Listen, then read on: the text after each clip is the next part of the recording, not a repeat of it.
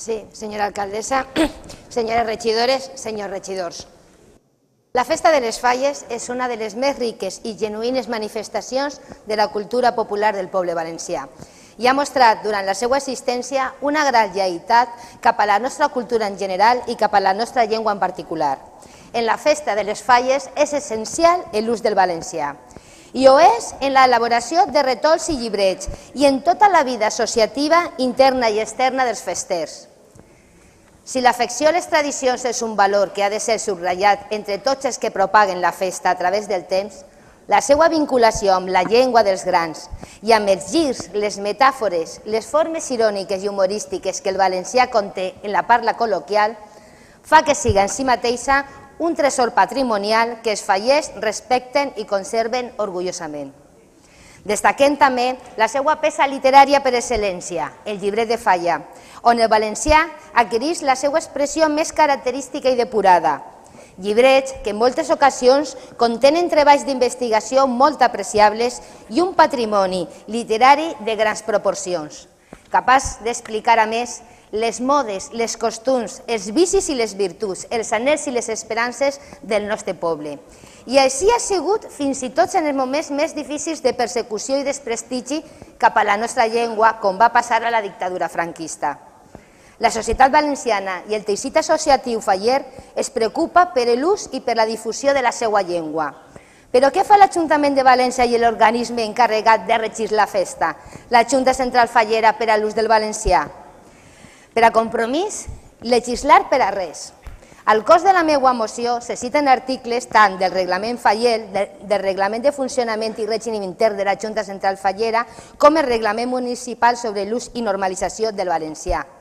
Tots els dos articles refereix a la preferència de l'ús de la nostra llengua i a la cooficialitat lingüística de la mateixa. Però cal predicar-hi amb l'exemple.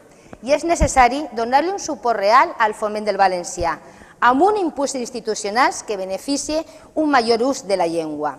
Per tot això presentem la següent bateria de propostes.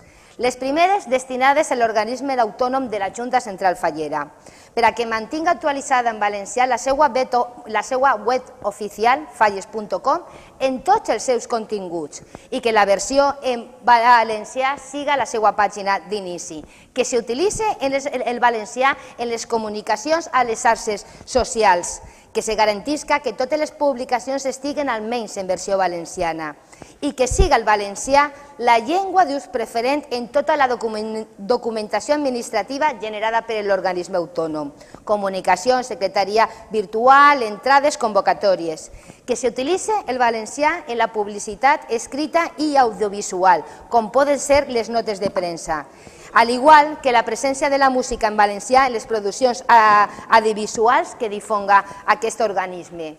Per això, demanem que l'Ajuntament de València faciliti els recursos i personal necessari per a garantir totes aquestes propostes i complisca les seues obligacions lingüístiques.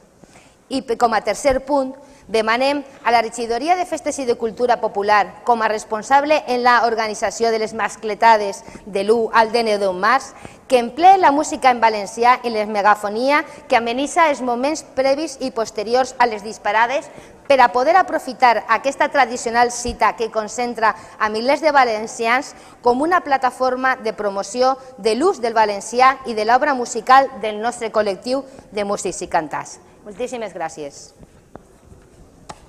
Sí, gràcies, senyora alcaldessa. Ha començat vostè que la seva intervenció dient que jo he malinterpretat i que les funcions i que té la Junta Central Fallera. Reconec la gran part voluntària i associacionista que té la Junta Central Fallera, però no deixa de ser un organisme autònom subjecte a totes les mateixes lleis que rigen l'Ajuntament de València. La pàgina web de la Junta Central Fallera. N'hi ha molt més coses en valencià i que fa un any, però també hem de recordar que el síndic de Greuges al mes d'abril de l'any passat va tindre que fer-hi una recomanació per a que se potenciara l'ús de la mateixa. Ha parlat també vostè d'uns concursos que realment les he començat i que a conèixer i que molt més i que aprofundament i que aquest any, que són els del teatre i els del llibret, soc regidora i que des de fa un any i mig, i el qual me fa sentir-me que molt orgullosa de totes les comissions falleres que dediquen el seu esforç i que per a poder escriure i representar i que la nostra llengua. Si bé és de veres que en la Gala de la Cultura que premien moltes i que d'aquestes actuacions l'ús del valencià no va ser al 100%, el qual me crida l'atenció que tu estés donant els premis a teatre en valencià i que algunes intervencions se facin en castellà. Vostè ha parlat només de la primera part del cos de la moció. En referència a la segona proposta que sí que tenia i que a l'Ajuntament de València, tinc així el que és el programa demà de les falles, que molt complet, però a simple vista el logotip de l'Ajuntament de València està mal escrit i estem parlant del logotip.